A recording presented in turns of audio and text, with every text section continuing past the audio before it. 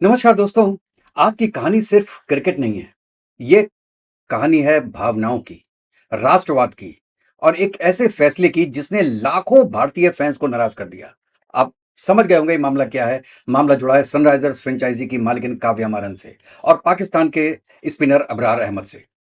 The 100 2026 के option में Sunrisers Leeds ने अबरार अहमद को परचेज किया, ये आपको सबको पता है। और इसके बाद सोशल मीडिया पे एक एक ही ट्रेंड चल रहा है कि बॉयकॉट एसआरएच, बॉयकॉट एसआरएच। लेकिन सवाल यह है कि क्या यह सिर्फ एक क्रिकेट के लिए फैसला था या इसके पीछे कुछ और था। आइए समझते हैं पूरा मामला और वो मैं लास्ट में बताऊंगा कि काव्या मारन ने क्यों परचेज किया अबरार अहमद को और क्यों ये एक क्रिकेट से संबंधित मामला नहीं था, उससे ज्यादा था।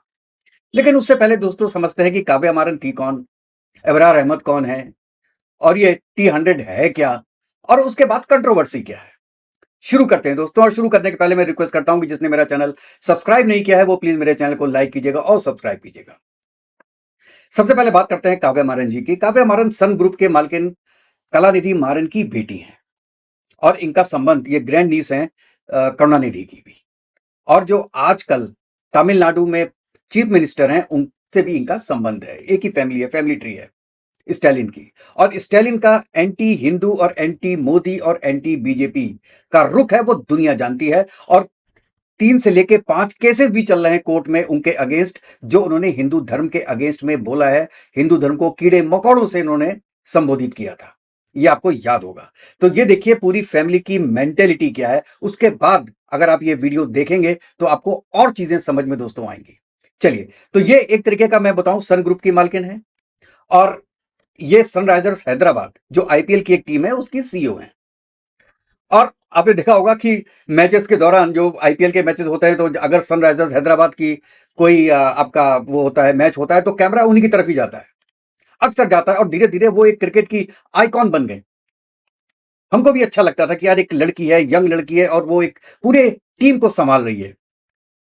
आज इनके पास 3 फ्रेंचाइजीज हैं दोस्तों। एक सनराइजर्स हैदराबाद है, सनराइजर्स ईस्टर्न केप टाउन है और सनराइजर्स लीड्स है। यानी क्रिकेट बिजनेस में इनका एक बहुत बड़ा प्रभाव है। और अब बात करते हैं द 100 क्या है। द 100 इंग्लैंड की एक बहुत ही अच्छी, पॉपुलर और बड़ी अच्छी एक लीग है जिसमें टीम को 100 बॉल्स दी जाती है खेलने के लिए। ये एक्चुअली T20 से भी कम बॉल है। T20 में 120 बॉल दी जाती हैं और यहाँ पे 100 बॉल दी जाती हैं। अक्टूबर 25 में 100 की कई टीमों ने जो है वो जो आईपीएल की टीम है उन्होंने निवेश किया था इसमें। जैसे सनराइजर्स हैदराबाद ने नॉर्दर्न सुपर चार्जर्स का 100% हिस्सा खरीद लिया था, मतलब, और उसके बाद नाम चेंज कर दिया उसका। ठीक है। अच्छा, उसके बाद उसको रख दिया सनराइजर्स लीड्स। उसके बाद लखनऊ सुपर जायंट्स ने मैनचेस्टर ओरिजिनल्स का भी 70% हिस्सा खरीदा। दिल्ली कैपिटल्स ने सदर्न ब्रेव का 40% हिस्सा खरीदा और मुंबई इंडियंस ने ओवल इनविंसिबल्स का 49% हिस्सा खरीदा। अब दोस्तों क्या हुआ, 12 मार्च को ऑक्शन हुआ, पता है आपको। और सनराइजर्स लीड को चाहिए था एक ओवरसीज स्पिनर। ओवरसीज क्यों चाहिए था ये भगवान जाने। तो उनका पहला टारगेट था आदिल रशीद, लेकिन वो दूसरी टीम के पास चले गए। अब उनके पास 3 ऑप्शन थे दोस्तों, रिशाद हुसैन, उस्मान तारिक और अबरार अहमद। बोली शुरू हुई और अंत में सनराइजर्स लीड्स ने अबरार अहमद को परचेज कर लिया। कितने में? 2.3 करोड़। 2.3 करोड़ इंडिया का मतलब होता है करीब 7 करोड़ रुपए पाकिस्तानी। अब देखिए एक पाकिस्तानी के पास 7 करोड़ रुपए आ जाए तो देखिए या तो वो कार खरीदेगा, कार खरीदेगा तो भी वो 20% टैक्स देगा पाकिस्तानी गवर्नमेंट को, और 7 करोड़ का भी 30% टैक्स देगा वो गवर्नमेंट को। अगर कोई बिल्डिंग खरीदी, कोई घर खरीदा तो भी 30% टैक्स देगा। तो ये टैक्स का पैसा कहां जाएगा? गवर्नमेंट के पास। तो उसका एक पोर्शन आप जानते हैं हमारे जम्मू एंड कश्मीर में आएगा। 7 करोड़ पाकिस्तान के लिए तो अबरार अहमद छोड़ो, पाकिस्तान के लिए भी कम नहीं है। और ये एक रास्ता खुल गया है कि अभी तो एक आया प्लेयर, अभी और प्लेयर्स आएंगे। अगर अभी कुछ ना किया गया तो, कोई एक्शन ना लिया गया तो ये चीज आगे भी बढ़ेगी। अब देखिए अबरार अहमद बहुत अच्छे बॉलर हैं, ये मैं मानता हूं। इन्होंने 2022 में इनका डेब्यूट किया था और उन्होंने फर्स्ट मैच में, फर्स्ट इनिंग में ही 7 विकेट ले लिए थे और सेकंड इनिंग में 4 विकेट लिए थे। तो उनकी जो स्टार्टिंग है वो बहुत मजबूत रही है। ठीक है, लेकिन अब इनका पोस्ट क्या है? प्रॉब्लम क्या है लोगों को? प्रॉब्लम यह है कि उनकी एक पोस्ट 2025 की बताई जाती है, उसमें चाय पीते हुए एक उनकी फोटो थी और उसके नीचे लिखा था फैंटास्टिक टी। कुछ लोगों ने, और ये वाकई सही है, उन्होंने विंग कमांडर अभिनंदन के 2019 के उस बयान से जोड़ा जो कि उन्होंने कहा था टी इज फैंटास्टिक, तो इन्होंने लिखा फैंटास्टिक टी, तो उससे जोड़ के देखा गया, ठीक है ना। अच्छा, अब आप ये देखिए कि पूरे सोशल मीडिया पे है कि ये एक तरीके का तंज किया था जो कि अबरार अहमद ने किया था। उसके बाद आपने देखा था कि वो विकेट लेने के बाद ऐसे ऐसे ऐसे ऐसे करते थे, इंडियन प्लेयर्स को भी, ऑस्ट्रेलियन प्लेयर्स को भी। आप उसकी फोटो देख रहे होंगे साइड में, ये भी करते थे।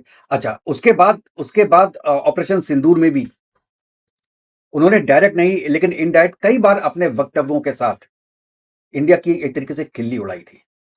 अब यहां पे मैं ये बोलूं कि उन 3 प्लेयरों में जो सबसे ज्यादा एंटी इंडिया सेंटीमेंट रखता था वो अबरार अहमद था, और काव्या मारन ने उसी को चुना, और किसी को नहीं चुना, उसी को चुना। अब उससे क्या हुआ? उससे ये हुआ कि अबरार अहमद को एक तरीके से एक प्रोडिजी बोला जाता है एंटी इंडिया। तमिलनाडु में एक एंटी हिंदू सेंटीमेंट है।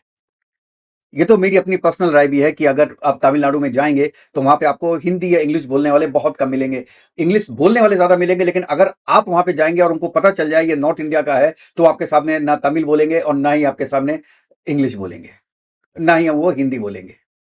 तो आपको वहां पे रहना मुश्किल हो जाएगा, वहां पे कहीं जाना मुश्किल हो जाएगा। ये एक सेंटिमेंट है, और इस सेंटिमेंट को बढ़ा रही है काव्या मारन। और वो किस लिए, ये अब मैं बताता हूं दोस्तों। अगले महीने इलेक्शन डिक्लेयर होने वाले हैं तमिलनाडु के स्टेट इलेक्शंस, और उस इलेक्शन में मुस्लिम वोट की परसेंटेज करीब 8 है। तो अगर काव्या मारन एक ऐसे प्लेयर को अपनी टीम में लेती हैं जो एक एंटी हिंदू, एंटी इंडिया और एंटी बीजेपी सेंटीमेंट रखता है, तो वोट परसेंटेज बढ़ने की चांसेस हैं वहां पे काव्या मारन के लिए और डीएमके के लिए। डीएमके मतलब वो पार्टी जिसकी वो हैं, जिसमें उनके पिताजी हैं, उनके चाचा हैं, उनके दादा हैं, उनके दादा के दादा करुणानिधि, सब उस पार्टी के हैं, और वो आज राज कर रही है। और अपोजिशन में कोई पार्टी नहीं है, एआईडीएमके, उनके साथ बीजेपी है। तो मतलब बीजेपी एक तरीके का अपोजिशन पार्टी है तमिलनाडु में। और आपको पता होगा हमारे पीएम अभी तमिलनाडु गए भी थे कन्विंस करने के लिए इलेक्शंस के लिए जो आने वाले हैं। तो उनका मेन पर्पज ये था, नहीं तो वो किसी और को भी ले सकते थे। अब पूरे सोशल नेटवर्क में हो रहा है बॉयकॉट एसआरएच, बॉयकॉट एसआरएच। कई लोगों ने कहा कि भैया ये जो भारतीय ओनर है ये आप क्यों ले रहे हैं? आप भारतीय स्पिनर को ले लो कोई पुराने, वो भी अबरार अहमद से अच्छे होंगे जो कि आजकल नहीं खेल रहे। आप उनको ले सकते हो ना भाई। आप बड़े बड़े हमारे प्लेयर हैं, अमित मिश्रा बैठा हुआ है, आप उनको उनसे बात कीजिए जो आज टीम में नहीं है। एनीवेज, अब क्या हुआ है कि सनराइजर्स लीड्स का जो एक्स अकाउंट है वो सस्पेंड कर दिया गया है। उसका कारण अभी पता नहीं है क्या है। हो सकता है कि सनराइजर्स लीड्स ने ही बोला हो कि भैया कुछ दिनों के लिए सस्पेंड कर दो, क्योंकि उसमें निगेटिव कमेंट्स बहुत ज्यादा आ रहे हैं। और देखिए भाई, बीसीसीआई से जब पूछा गया तो उसके जो उपाध्यक्ष है राजीव शुक्ला जी, उन्होंने कहा यार ये आईपीएल का मामला थोड़ी ना है, विदेशी लीग है, इसलिए हम इसमें क्या दखल दे सकते हैं। लेकिन मामला यह है कि क्या खेल राजनीति से अलग हो सकता है? टैलेंट देखा जाना चाहिए, या राष्ट्रीय भावनाएं भी माने रखती हैं? सनराइजर्स लीड्स ने कहा कि भाई हमने तो सिर्फ अच्छा खिलाड़ी देखा। उनके जो विटोरी हैं कोच, उन्होंने कहा कि जी हम तो आदिल रशीद को लेना चाह रहे थे लेकिन वो नहीं मिले हमको, तो हमने इनको परचेज कर लिया। उनकी बात सही है, लेकिन दोस्तों अब आप ये बात सोचिए कि ये शुरुआत हो गई।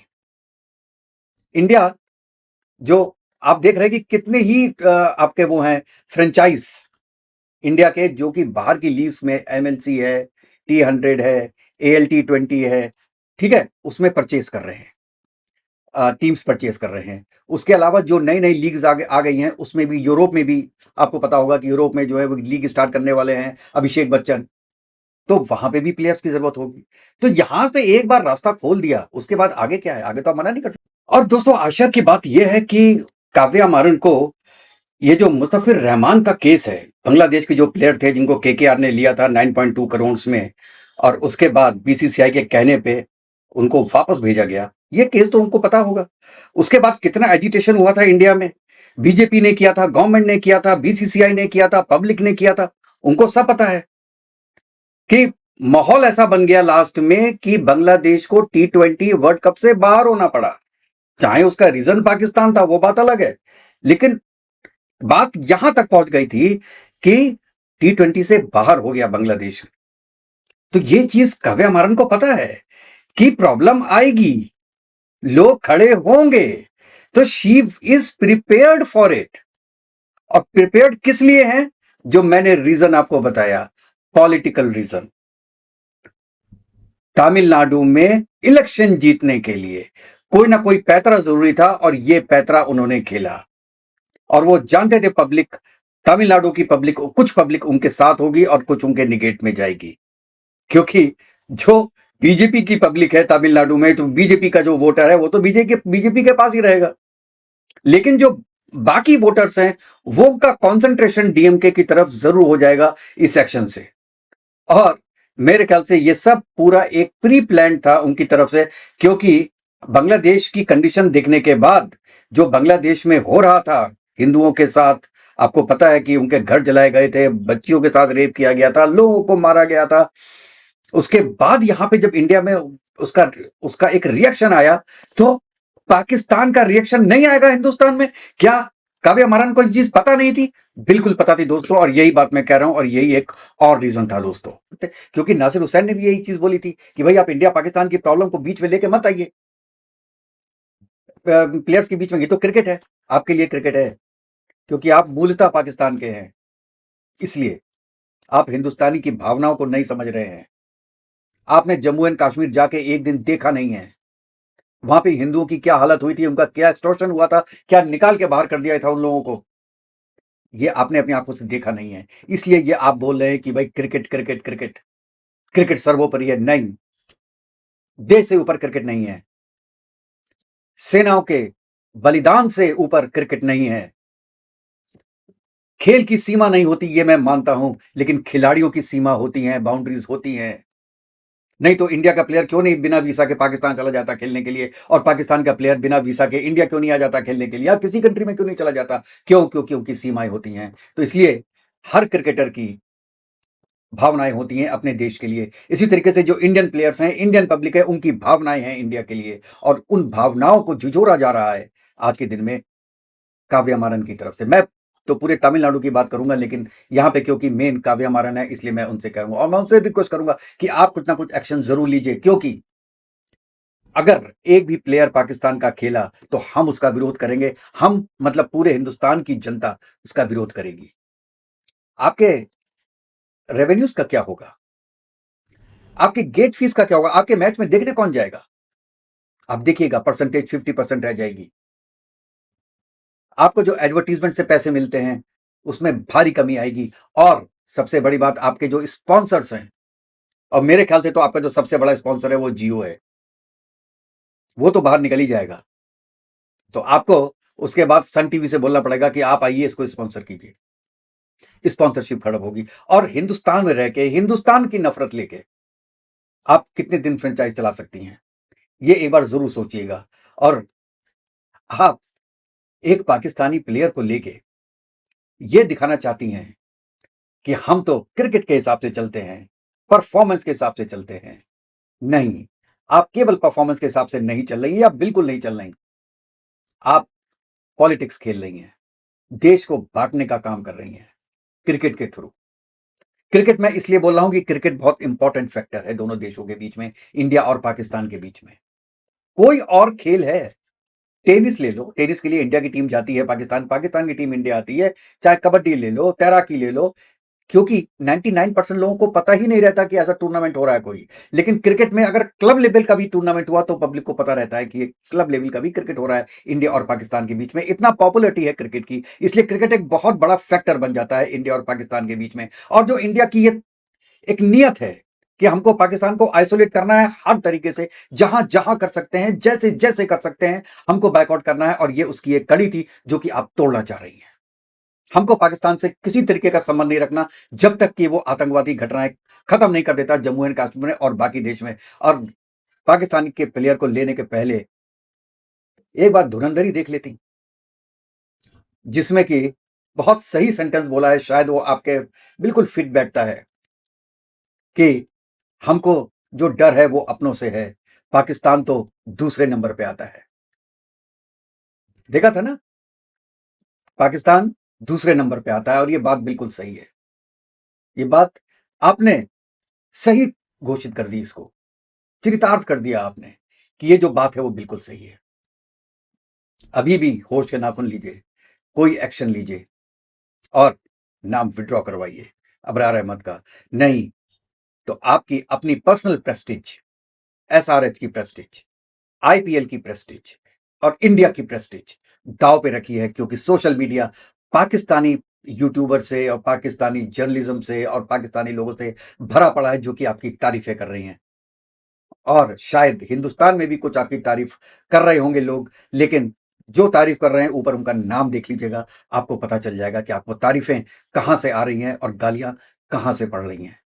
ये अब आपका होमवर्क है, ये आपको करना है। और दोस्तों, आप बताइएगा कि आप इसके बारे में क्या सोचते हैं।